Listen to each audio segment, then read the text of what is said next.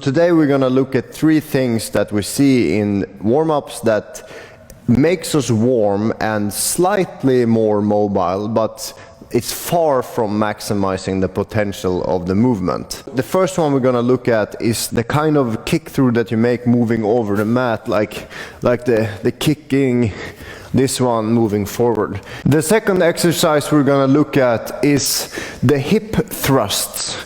People who are new to Jiu-jitsu, they try to get up like this, and no wonder they feel stiff. Third exercise is not very common, but it's very, very good.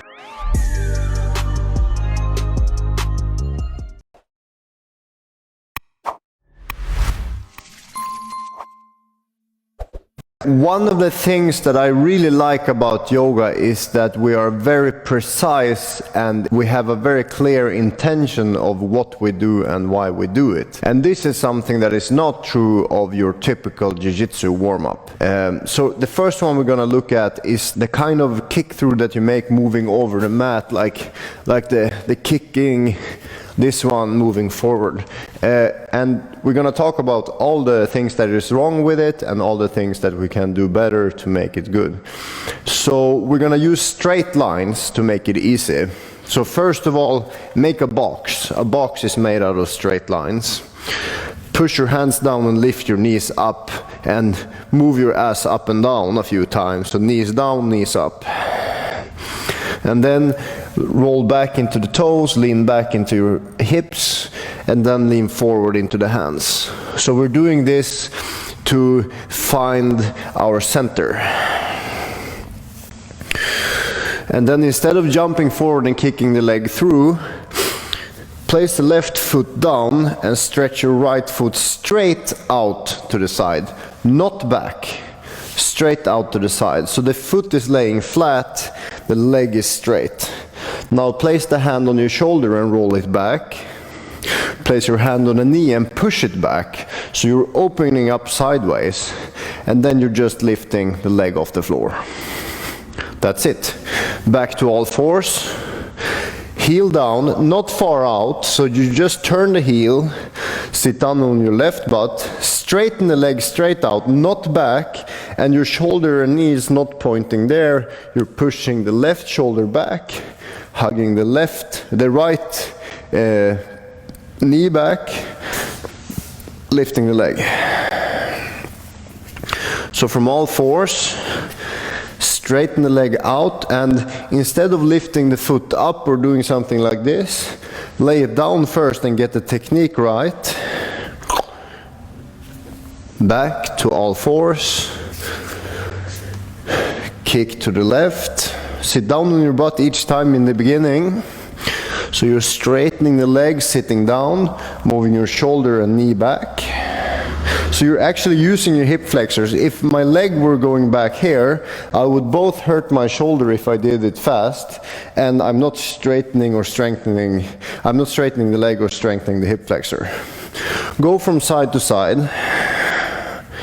Inhale middle, exhale kick.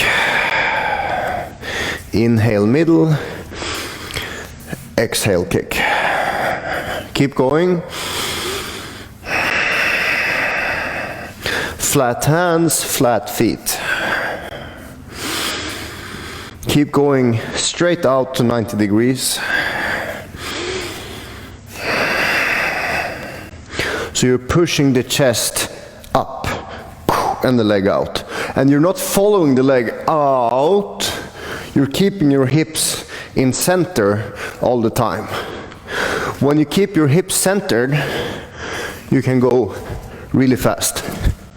All right, so if I would push my hips out to the side, I would both risk injuries, and it makes you slower and it makes you more predictable, because if your hips are rotating in one place, you can fint and switch and your opponent will not know what you're doing.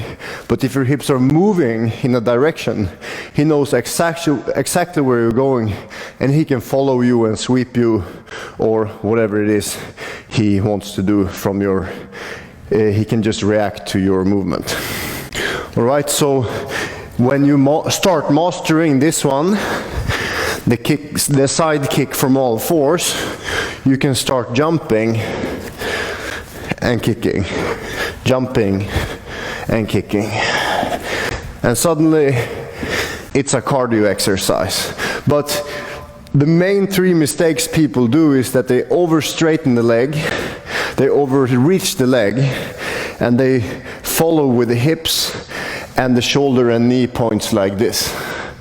Alright, so what you want to do is shoulder and knee back, foot, leg straight and out to the side. That's number one. The second exercise we're going to look at is the hip thrusts. So first we roll back, and then we bend the left knee and sit up on our butt. People who are new to Jiu-Jitsu, they try to get up like this, and no wonder they feel stiff. You have to be so flexible and strong to be able to do this. And I've never seen anyone who just walks into Jiu-Jitsu and does this. So that's a mistake. Left knee down, make a triangle with your chin and your heel, and you pull the heel. Look how much I'm pulling the heel. I'm pulling the heel so the mat comes towards me. That's the action I need to get my hips up off of the floor. So I'm pulling my hips towards my heel, stretching the inner thigh, and then sitting back and rolling back. So I place my foot down, I make a perfect triangle, and I pull my hips towards my heel here, sitting back, rolling back. So I use some momentum, but I'm pulling myself up and moving the hips forward, sitting back, rolling back. So the mistakes people do here is they just go up and down, and they're kind of wasting the potentiality of the exercise. So instead, roll back into a forward fold, use some grace to get up off the floor, push your hips forward and open the chest, and then close it and exhale and roll back. So you move up, and when you reach the top, inhale, exhale, back. Do a couple of rounds. I would do 10 on each side before Jiu-Jitsu sparring. Don't waste the transitions. Jiu-Jitsu is just one constant transition. So if you learn to move deliberately in the transitions, your game is gonna change. A couple of more.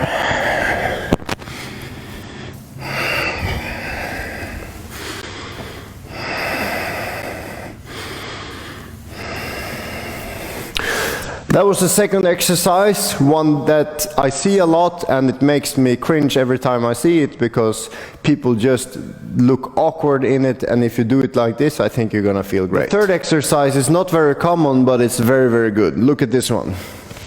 You go into reverse tabletop and you push your chest as high as you can, and then you squeeze your butt and lift your hips even higher than your chest. And then you sit down and slide your butt back and you forward fold. And since you're doing a Jiu-Jitsu warm-up, you can yank up and down slightly. Don't grab your feet, because when you inhale, you go up on your toes and lift, lift, lift.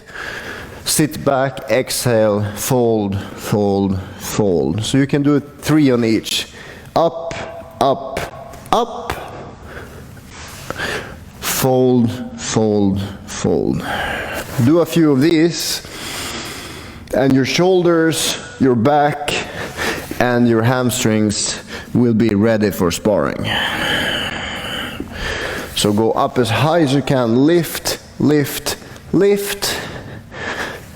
Sit down, fold, fold, fold. 5,000 of these, and you will be very flexible and very strong. But you could just be sloppy and just lift a little bit and try to kind of cheat, so you're just trying to get through the warm-up to sparring, but that's gonna pay. It's gonna take its toll, and you have to pay for it later. When you are in a position where you should have been going here, and someone is forcing you to go all the way when you're not prepared, that's how injuries happen. So what I like about this one is I'm using my lower back and my butt to lift, and now I get to straighten out those muscles and stretch them immediately after I use them. So here I lift, and here I stretch out those exact same muscles. Alright, so that's 3 exercises that are usually done sloppy, and if you just put your attention on the exercise and don't do it too fast, do a rather few more repetitions and do them a little bit slower, so it's going to take more time, but it's going to be so much more efficient because you're going to reach a completely different level of understanding of the exercise, and it's going to you're going to get so much more out of it. Good luck with these ones. Let me know if you guys want more warm-up videos. Us.